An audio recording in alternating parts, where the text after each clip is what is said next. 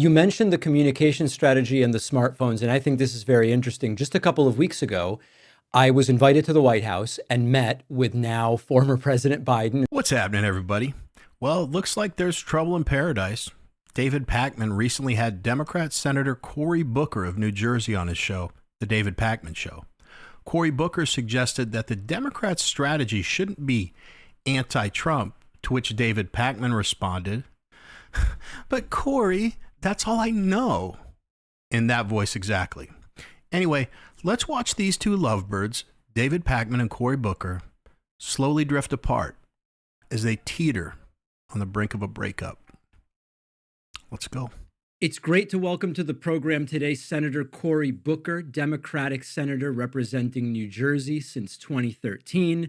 Senator, so good to have you on. You know, I don't know exactly where to start, but I think maybe one place would be in thinking about the next 3 years and 364 days, and much has been written about the resistance the first time around was not quite enough. We need a more robust opposition.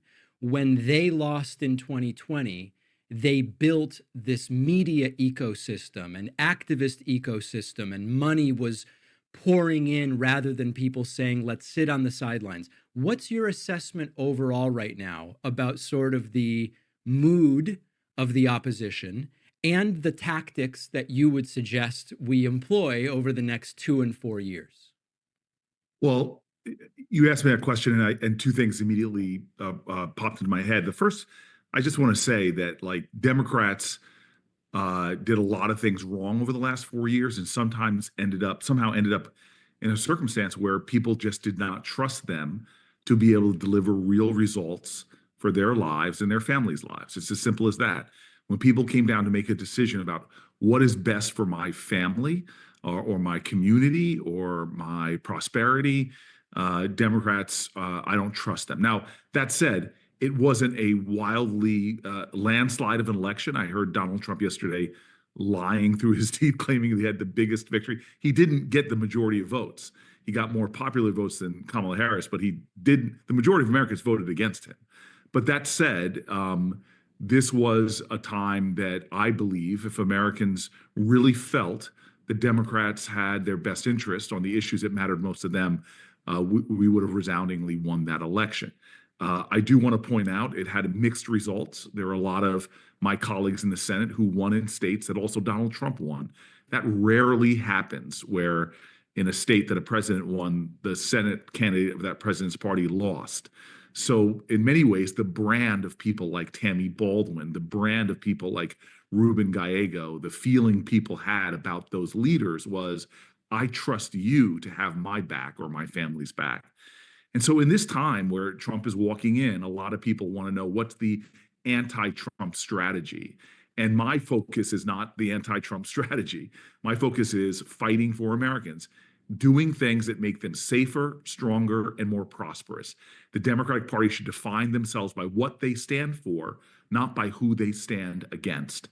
And if Donald Trump comes after your health care, if he comes after your Social Security, if he comes after your Medicare, if he comes after your public education. Like and subscribe. Those are the things we should fight for because we're fighting for the American people. We're fighting for issues. But I'm tired of this tribal country that we live in, where parties are defining themselves in contrast to each other. Now, that said, as a guy who beat a big political machine in the state of New Jersey to win the seat, we had to have really good strategy electorally as well. And I think, as I'm telling the United States senators, and I've taken on a position in leadership in my Senate Democratic caucus, is, guys, you are not communicating or talking to voters because you think that we live in a communication world that is where it was in the 1980s. The reality is most voters get their information from these things. I spend most of my time. I've cut cable, so I'm not seeing your ads that you're putting up. We have to become a much more digitally aware set of leadership, and it's hard. Chuck Schumer, who's allowed me to ascend to this position. He and I had long conversations. I said, Chuck, you still have a flip phone, sir. We've got to start talking more about how to be on these platforms where voters are getting much of their news and information, and then having the mechanisms with which to communicate in addition to the right message. And I, for one, believe the message is not the resistance. The message is, you will see me every single day getting up and doing everything I can so you can keep more of your hard-earned dollars, so that you can have better health care, that you can have a nation where we don't spray chemicals on your foods that are banned in other countries, that we can fight for housing and to make housing more affordable so that the very idea of the American dream can be achievable for your generation. That's what people want to hear. They don't want to hear how much I might hate Donald Trump or what have you. That, to me, is the wrong message. You mentioned the communication strategy and the smartphones, and I think this is very interesting. Just a couple of weeks ago, I was invited to the White House and met with now former President Biden and some of the communication officials to do a sort of like what went wrong sort of thing from my perspective as someone on kind of this side of the independent media communication side. And what was most alarming maybe was not that they didn't know what went wrong. It was that they did just a few weeks after the election. And, you know, one of the things that we talked about was that this MAGA world very successfully built kind of this space where it's cool to be part of it, right? Trump as a candidate hung out for hours with the Nelk boys and Lex Friedman and Joe Rogan and the political podcasts and the non-political podcasts. And one of the things that... Holy shit. Did you just hear that? The Democrats brought in David Pakman to consult on what went wrong in the last election. I'm going to say that one more time. Please, please listen to this if you listen to nothing else. The Democrats brought in David Pakman to consult. This is like a Babylon Bee article headline. You can't make this stuff up. Just when you thought there was nothing else to laugh at the Democrats about. Oh my good Lord. They are in rough shape. Everyone watching, I want you to picture Joe Biden and David Pakman having a conversation. I would pay every dime to my name to have been there for that, or just to have a recording of it. Now, the fact that that's only $97.13 is irrelevant. You get the point. It would have been the greatest conversation to watch in the history of, well, conversation, I guess. Now, David, for your soon-to-be ex-boyfriend, Cory Booker, this I'm going to fight for the people shtick would be much more believable if you'd ever actually done it before. It's never been a priority in the past. Why start now? That I worry about is if in September of 2028, I start getting the emails from different staffers and communications people, it's kind of too late. And so in a way, if there's something they did right starting in 2021, was they started really building out this ecosystem then, and the growth of Turning Point USA and the Daily Wire and all of these organizations. Is there some way to organize this on the left, not as a sort of acute resistance in time, but more as like, we need 4 years of this to be in the right place 4 years from now? I don't know who organizes that. Well, again, this idea that the Democratic Party is some hegemonic command and control top-down organization is just wrong. We all know that. There are the Democratic Governors Association, the Democratic House members have an organization, and so on and so forth. But this is going to be a 4 years of leadership vacuum in which I'm hoping new people rise up in the party and begin to help it to become a 21st century party in terms of its mechanisms it uses to deliver the message. Now, I remember when Kamala Harris's ideas were polled, the policies of Kamala Harris were polled blindly next to the policies of Donald Trump. And people overwhelmingly selected the policies of Kamala Harris because most Americans, want universal background checks for guns. They may not want they want to preserve their right to own a gun, but they believe that to stop criminals from getting hands on guns. We need to do things like universal background checks or even licensing. You need a license to buy a car. Why not? That's overwhelmingly 70% of people agree with that. Reproductive rights, 70-80%. We've seen that in these red states that are voting to preserve Roe v. Wade. I could go through the things that show that Democrats are right on the policies. Yes. But somehow we are failing to let people understand and communicate in a way that gives them that trust. Cory Booker said that the Democrats aren't hegemonic and have top-down control.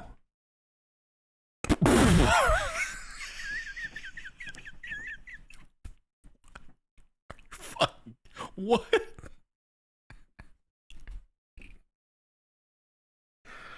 Oh, I'm sorry. All right. I know I've been goofing around, but serious question for everybody that's watching. Have you ever heard a leader that you admire or look up to tell you that they're a leader? Because Cory Booker did it twice in this interview. I'm telling you, zero sarcasm for a change. I've never heard that in my life. I don't know if you're off to a good start in your leadership, Cory. So as many of you know, I have a degree in Pakmanese, so I think I see things that maybe you all don't. Like I said in the intro, this is tough because you can see that David Pakman and his boyfriend Cory Booker are really kind of having some fundamental differences of opinion, and from insider sources, just alleged, but my understanding is their relationship's on the rocks because, as I said, Cory Booker said, it shouldn't be an anti-Trump strategy, and David's like, but that's all I know how to do. So the honeymoon's definitely over, and things are rough on the home front. So just keep them in your thoughts. Now, Cory Booker also said they're not communicating with voters. They're still communicating like it's the 1980s. Now, I'm not an expert. I'm not a political strategist. I'm just some guy. But if your party had been governing since the 1980s instead of pursuing money and power, maybe you'd have a clue what the hell's going on. Who doesn't know that in 2025, most people that aren't 99 years old get their news and communicate via social media? He's so dumb that he doesn't realize what an indictment of his party's intelligence that is. And I'm sorry, did you say it's hard to be digitally aware? Is he fucking retarded? I've seen children that can't speak use an iPad. How old is he again? And finally, I know I like to have a lot of fun on this channel, but breakups are hard.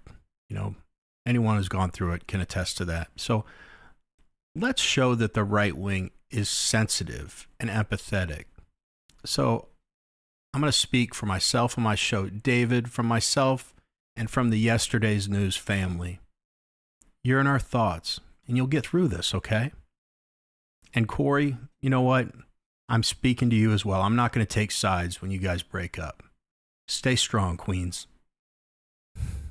I don't know. I just see them together, Anyway, that's it for this video. If you like watching woke idiots talk about the stuff they have no clue about, then click on one of the videos that just popped up on your screen.